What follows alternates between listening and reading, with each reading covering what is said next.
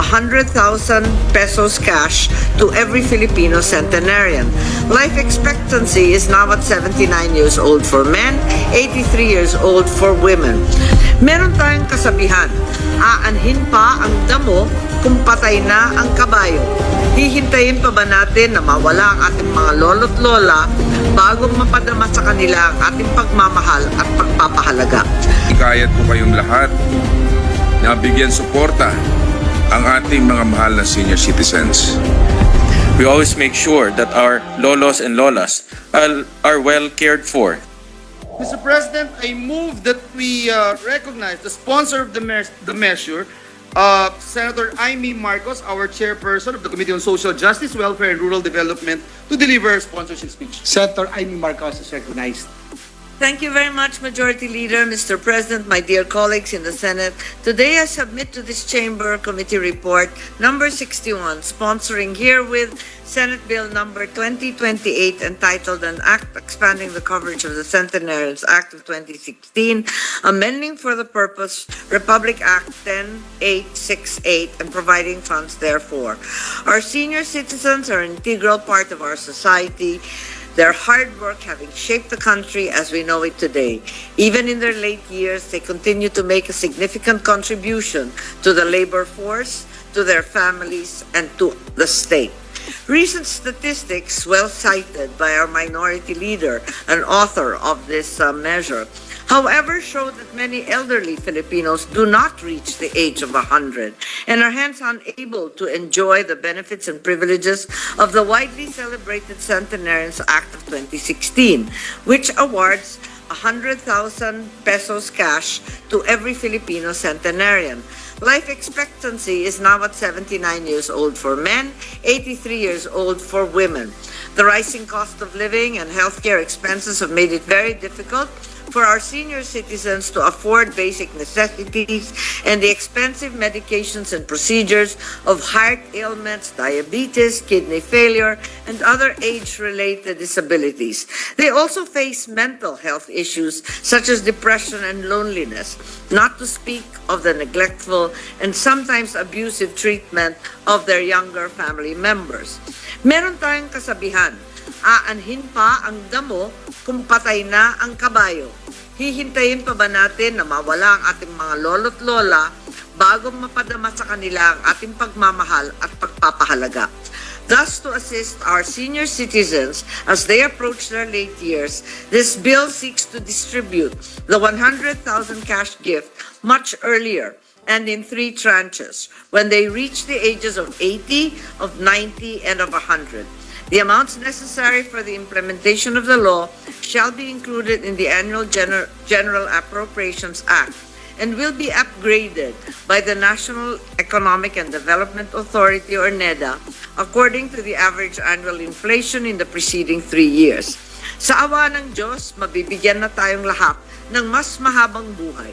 Sana'y hindi natin mararamdaman ang pagkabaliwala sa ating pagtanda.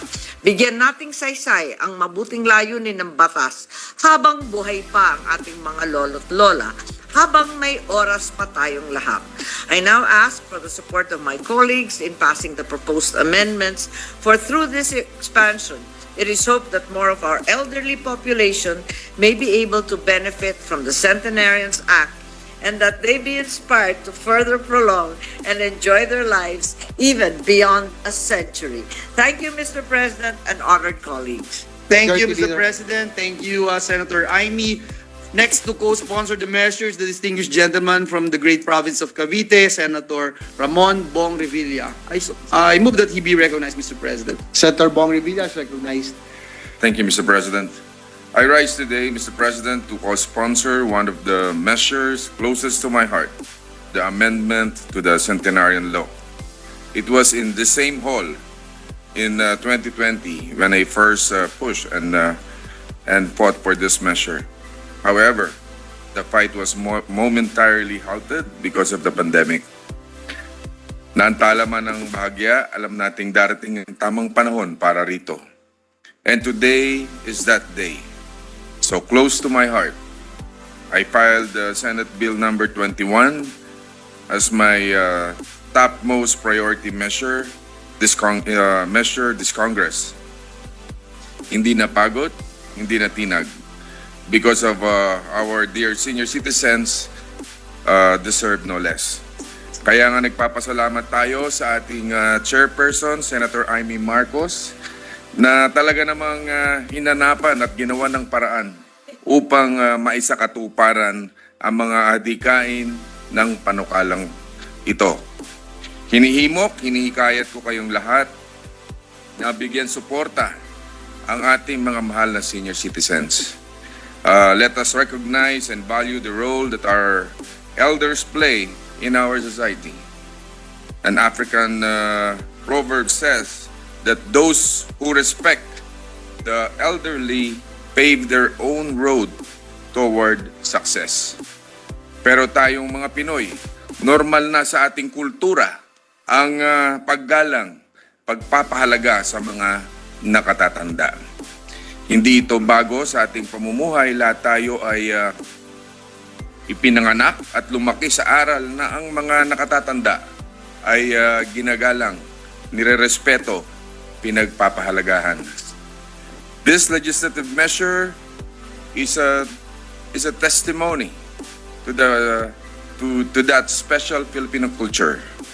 We acknowledge the very laudable intent of the Centenarian Law, and with this proposal under consideration, we just wish to provide in advance the benefits afforded by the law.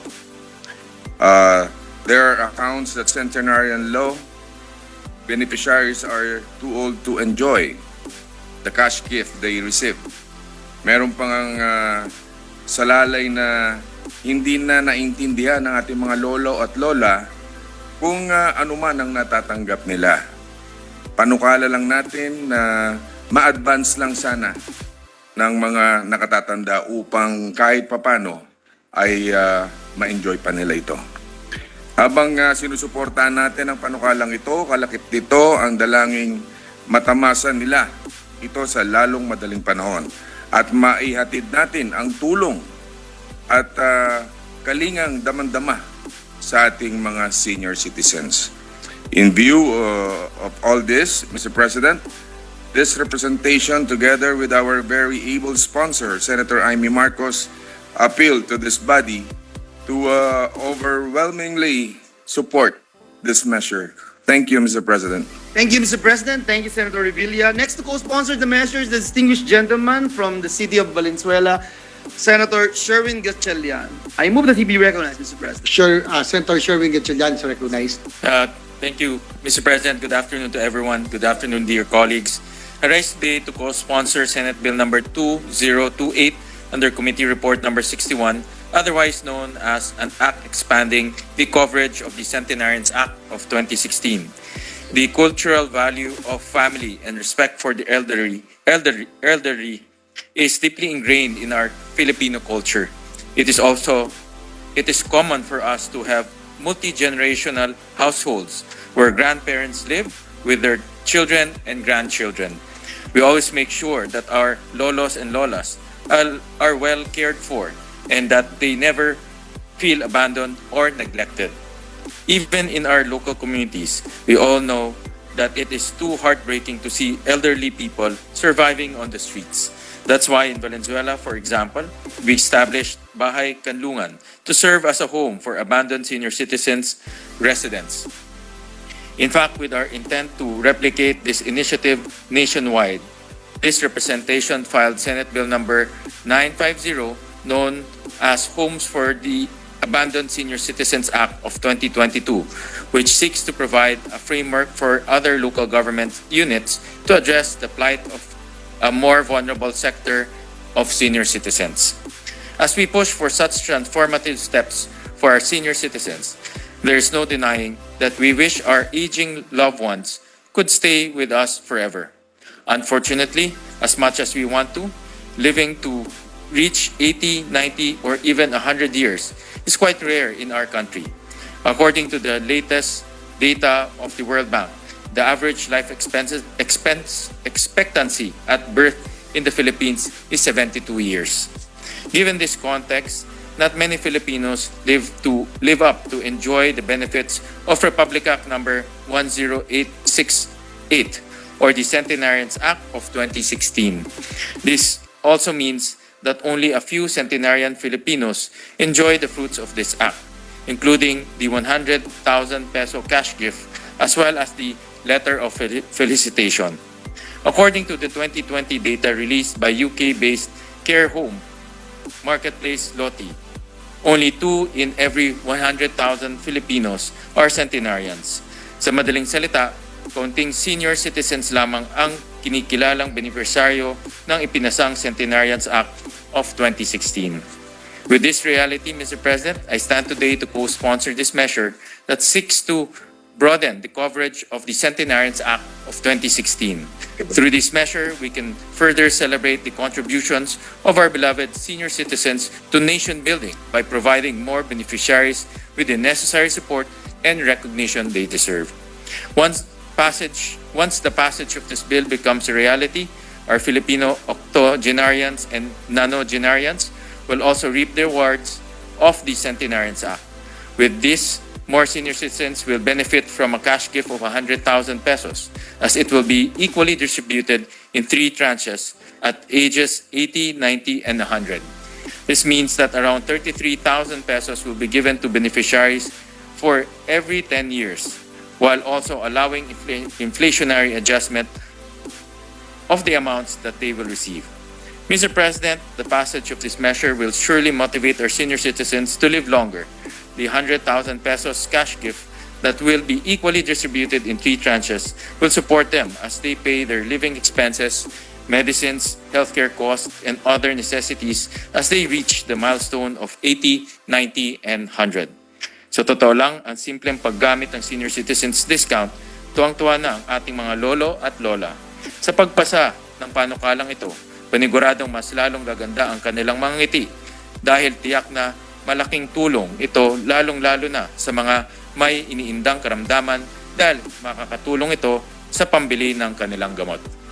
Noong panahon ng aking panunungkulan sa Valenzuela, naging saksi mismo ako kung gaano ito napasaya ang mga Valenzuelanong centenarians dahil bukod sa pagkilala sa kanila, binibigyan din natin sila ng tig sa 10,000 sa kanilang kaarawan. Nakakatuwa ring malaman na ngayon ay umabot na sa 50,000 pesos ang ipinamahagi sa kanila. Kaya naman sa mga kapwa kong mambabatas, huwag na sana nating ipagkait ang munting biyaya na ito para sa pinakamamahal nating octogenarians, nonogenarians at centenarians. Sama-sama nating ipagdiwang ang kanilang pagpupunyagi tungo sa mahaba, masagana at mayabong na buhay. Para sa ating senior citizens, mabuhay po kayong lahat. Kayo ay buhay na kayamanan ng ating bansa. To end, allow me to express my gratitude to the sponsor of this bill, Senator Amy Marcos, and to my fellow co-authors, Minority Leader Senator Coco Pimentel III, Senator Bong Revilla Jr., and Senator Risa Ontiveros for their contributions in drafting this significant measure. Maraming salamat po. Thank you very much. Distinguished colleague from Valenzuela. Yes, Mr. President.